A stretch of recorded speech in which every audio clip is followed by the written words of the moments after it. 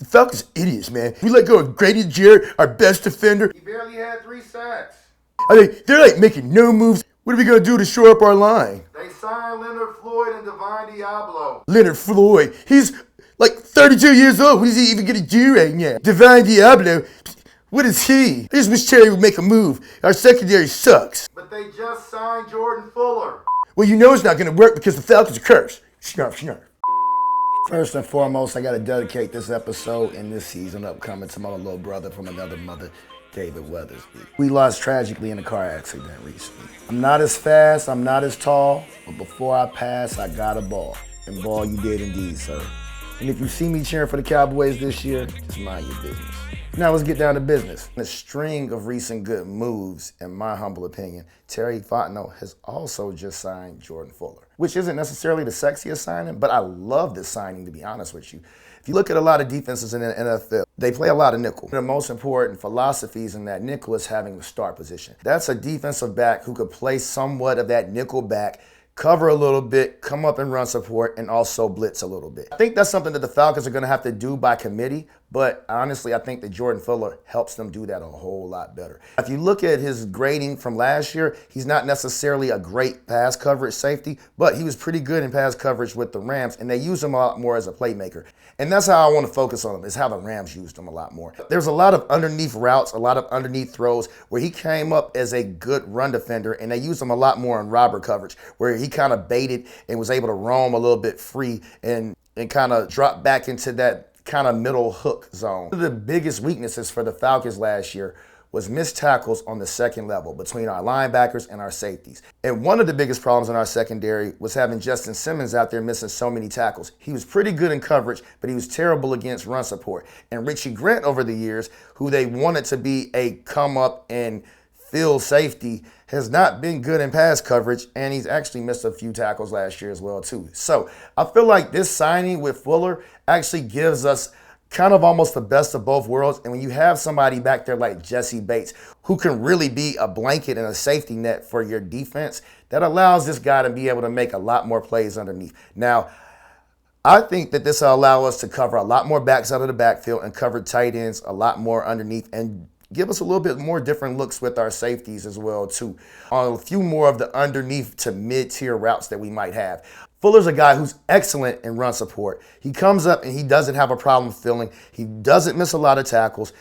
He'll come up and thump you, and that's what we need on this defense. We need guys that can give us multiple looks and multiple situations. This actually, in my humble opinion, is a bit of an upgrade at our safety position. As good as we expected Simmons to be in coverage last year, he didn't add enough for us in what he gave up against the run. And I don't think that Jordan Fuller is going to give up a lot in our pass coverage versus what he adds to us against the run. Now, based on the moves that we've made so far, in my humble opinion, because I think that signing Mike Hughes was a huge move for us. We got us a veteran cornerback. You don't need your second cornerback to be the best if you can put a pretty good solid pass rush up for it, and you have a pretty good safety set behind him. Looking at what we've done so far, I believe, in my humble opinion, our first move in the draft is going to be in the front seven, whether that's defensive tackle or an edge guy, or the most versatile, best available player in the front seven. And to be honest, I wouldn't be surprised to see us go edge and interior with our first 2 picks. If you look at it, we also lost Eddie Goldman. And I believe that Eddie Goldman was a huge piece for us last year that was largely underutilized, honestly. He was one of our better interior linemen when we actually played him out there. He was great against the run, and he's not known as a pass rusher, but he had really dominant bull rush where it took them to sometimes double and triple team him, which freed up a few other guys as well too. I believe that we undoubtedly have to add another interior guy, and we definitely have to add another edge guy, and maybe go with a versatile secondary player with our 3rd pick. I didn't listen and still disagree. Then you're really going to love when I tell you why cutting Grady Jarrett and passing on Drew Dalman were smart moves. I know that I've been a big proponent of re-signing Drew Dalman and cutting Grady Jarrett and David Onyemata.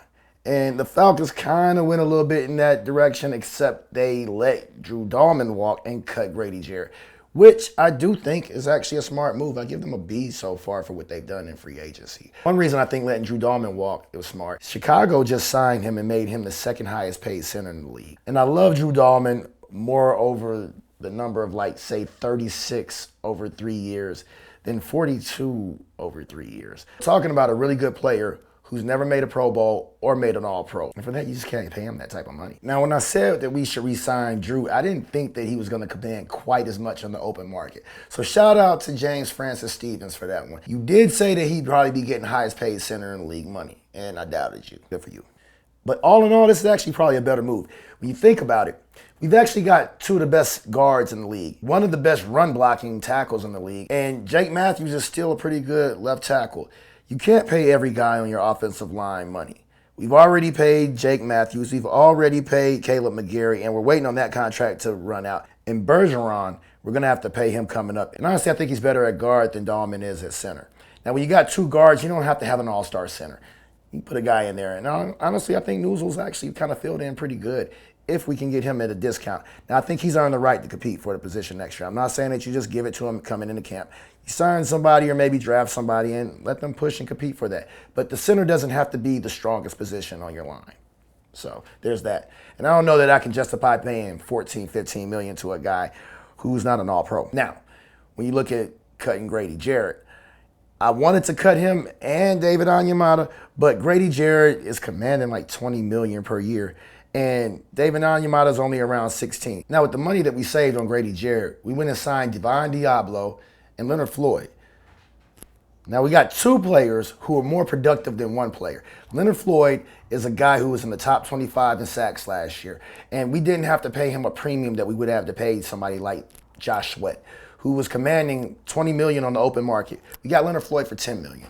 Now, he had more sacks than Josh Sweat last year, and I'm pretty certain that he's going to have as many or more sacks than Josh Sweat this year, because I don't see Josh Sweat being a perennial 10, 12, 15 sack per year guy. I think Leonard Floyd still has something in the tank, and he could probably show something to Braylon Trice and probably get a little bit more out of Ebiketie. I believe he can help him out much in the same way that Freeney helped out Vic Beasley a few years ago as well, too. He signed Diablo for $7 million per year over 2 years. Now, neither of these are just the most sexiest names, but Diablo actually gives us a sure tackling linebacker out there.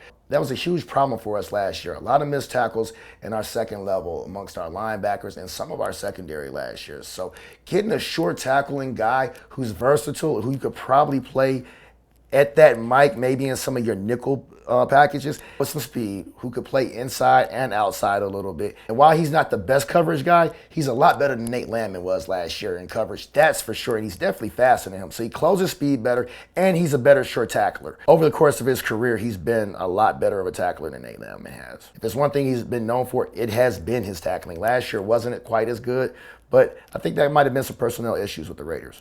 A lot of people are saying that Leonard Floyd is not a Batman and he's a Robin, but I honestly feel like Arnold Ebiketie is a Robin.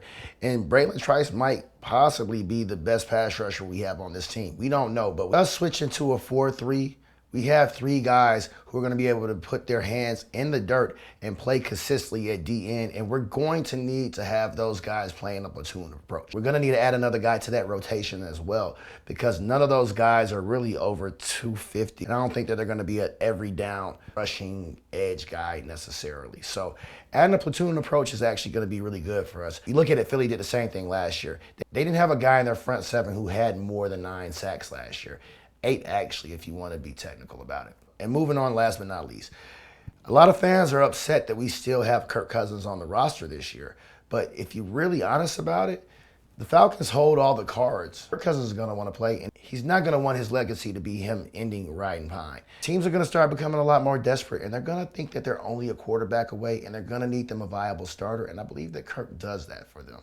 It looks bad, but the Falcons actually are in the best position in a game of chicken right now. I believe another team is going to get desperate and is going to come calling. And if they trade for Kirk Cousins later on, that's going to free up even more salary cap space for us, because they're going to have to take on that salary, or at least do majority of it. And we'll probably be able to sign us or trade for another pass rusher or another defensive cog that can actually help us. Now, plus that $10 million won't count against the cap this year or count against the cap next year. And just in case Penix goes down, Kirk is actually a viable backup for us as well, too. Knock on wood, Lord forbid that happens.